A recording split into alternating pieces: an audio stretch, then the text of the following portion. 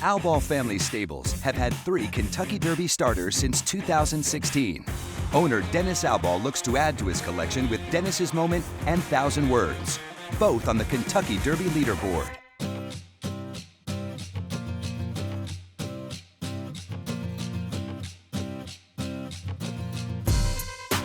Dennis has some great hobbies. He loves the golf, obviously the horse racing, but probably his biggest passion is the cars museum. Never seen a car museum like Dennis has.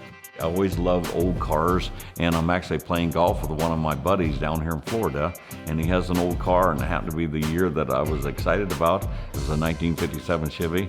I got the one car, and then I decided, look, I told my wife, I just want to get the Tri-Series, and that would be the 55, 56, 57 Chevrolet. That's how this collection started, and we had them in about 7 different garages throughout town here before he built the museum, so I kind of have a passion for those 57 Chevys.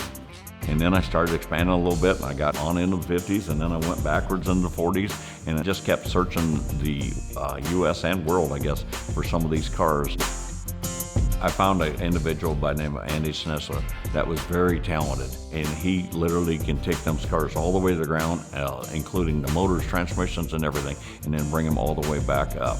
We do everything from minor repairs and parts replacement to clean and polish, buff stuff out, all the way up to major restorations. The GM executives have been out to look at that car collection. They're very proud of that. I use it for charity events, the Make-A-Wish and the cancer societies and all the universities and everything. It helps them sell their golf outings. The collection's grown from 30 cars to about 180 cars now.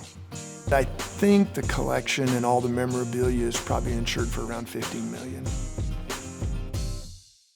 Corvettes is obviously America's most favorite sports car. And there's 25 years of Corvettes, starting with 1953, the first year, all the way up to 1975. I tried to collect really rare Corvettes. That's a 1963 Corvette, and they call that a tanker. They built 63 of them with 36-gallon fuel tanks. Obviously, having a bigger fuel tank in a long race was a big advantage, less pit stops.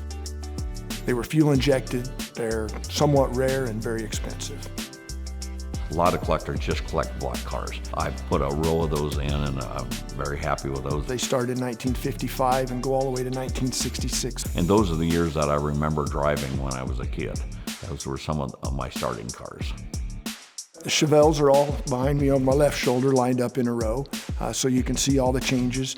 The Chevelle, they made 8 years of the convertibles, so thank goodness I only had to find 8 cars there. Then I have a great big, like a bus. It's called a Future Liner, and it's a 1939. They only made 12 of them. In each one of those buses, they displayed a different thing. My particular one had a cutaway of a jet engine. Everybody that comes in here to view the cars has a story about one of the cars. Maybe they brought their first kid home from the hospital in a certain car. Grandpa had a truck like that on the farm, and those are what's fun.